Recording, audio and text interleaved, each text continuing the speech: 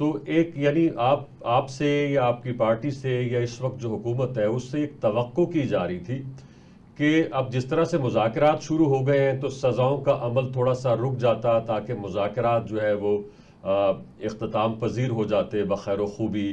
تو آپ کیا سمجھتی ہیں کہ اس طرح کا آپ لوگ کوئی کسی حوالے سے اثر انداز ہو سکتے تھے ان سزاؤں کے اوپر کہ انہیں روک سکتے تھے، یا وہ بالکل ایک الگ تھلگ معاملہ ہے اور وہ ایک الگ کورٹ ہے جہاں پہ اس کا اپنا ایک طریقہ کار ہے، اپنا دائرہ کار ہے اور اس کے اپنے قوانین ہیں؟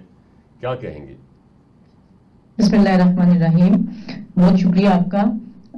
جیسے مذاکرات کی بات کی ہے تو ہم لوگ تو شروع سے ہی پاکستان کے حق میں تھے کہ جو بھی ہے پاکستان کے لیے جو بہتر ہے تمام پارٹیز کو مل کے ساتھ چلنا چاہیے. اور ہم نے شروع سے ہی جب سے گورنمنٹ میں آئے ہیں ہم نے پی ٹی آئی کے ساتھ مذاکرات کی ہی بات کی ہے کہ آئے مذاکرات کریں آرام سے، جو معاملات ہیں آپ کے ان کو ساؤٹ آؤٹ کرتے ہیں، اس کے بعد جو مل کے ملک کو آگے کی طرف لے کے چلتے ہیں.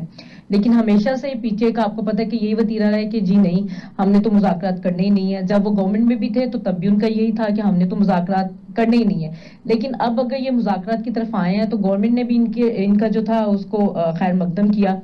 تو وہ جو آپ بات کر رہے ہیں کہ 9 مئی کی بات کر رہے ہیں تو وہ تو ایک ریئل میٹر ہے جو آپ نے دیکھا ہے کہ پاکستان کی جو فوج تھی اس کے خلاف جو کچھ کیا گیا، کور کمانڈر ہاؤس کو جیسے جلایا گیا، اور جیسے جیسے اسٹیٹمنٹ ان کے پارٹیز کے جو تھے M P M N As جو ان کے لیڈر تھے جو کہتے رہے ہیں کہ جی عمران خان ہماری ریڈ لائن ہے، اور انہوں نے ہر جو چیز ہے اس کو نیست و نابود کر دیا. پاکستان کے جو دفاعی معاملات تھے، جو پاکستان کی جو ایک فوج تھی جو پاکستان کے دفاع کے لیے تھی، یہ اسی کے جو تھے نا وہ مخالف چل پڑے صرف ایک عمران خان کی خاطر.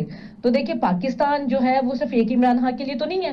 پاکستان تو ایک ملک ہے، ایک قوم ہے جس کی 5 سے 6 لاکھ جو فوج ہے وہ پاکستان کی دفاع کے لیے کھڑی ہے. تو یہ ان کو ایسا نہیں کرنا چاہیے تھا. جو سیاسی لڑائی تھی ہم لوگوں نے بھی احتجاج کیا ہے، جب ہم لوگ بھی تھے اپوزیشن میں تھے ہم لوگ بھی احتجاج کرتے تھے. ہمارے لیڈر کو بھی قید جو کیا گیا، نواز شریف صاحب کو قید کیا گیا، حمزہ صاحب کو قید کیا گیا، مریم بی بی کو قید کیا گیا. لیکن ہم نے ایسے احتجاج نہیں کیے. ہم نے یہ نہیں کہا کہ نواز شریف جو ہے وہ ہماری ریڈ لائن ہے، یا مریم بی بی ہماری ریڈ لائن ہے، یا حمزہ شہباز ہماری ریڈ لائن ہے. تو یہ ہے تو ملک ہے، یہ نہیں ہے تو ملک نہیں ہے. تو ایسے جو معاملات ہیں یہ پہلے ان کو سوچ سمجھ کے کرنے چاہیے تھے. اور رہی جو سزا کی بات، تو سزا بہت دیر پہلے ہو جانی چاہیے تھی. اگر سزا ہو جاتی تو یہ جو دوبارہ 26 نومبر کو دوبارہ پاکستان کے اوپر ایک اٹیک کی کوشش کی گئی، جس میں دوبارہ رینجرز کے اہلکاروں کو شہید کیا گیا اور پولیس کے اہلکاروں کو زخمی کیا گیا. تو اگر اس ٹائم پہ وہ والا جو انیشیٹو تھا جلد سے جلد ان 9 مئی کے کیسز کا فیصلہ ہو جاتا تو میرا خیال ہے کہ دوبارہ یہ معاملہ نہ ہوتا. تو رہی مذاکرات ٹھیک کی ہے. بات، وہ ایک الگ معاملہ ہے. جو مذاکرات ہیں وہ پاکستان کی فلاح و بہبود کے لیے ہیں، پاکستان کی معیشت کے لیے، پاکستان کی ترقی کے لیے ہیں.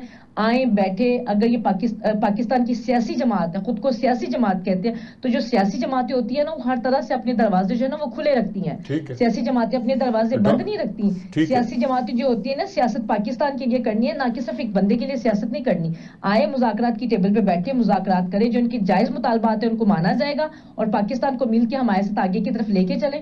ہمیں تو کوئی اس چیز میں نہ ٹھیک کوئی ہے. اعتراض ہے، نہ پہلے اعتراض تھا نہ بھی اعتراض ہے. ٹھیک ہے.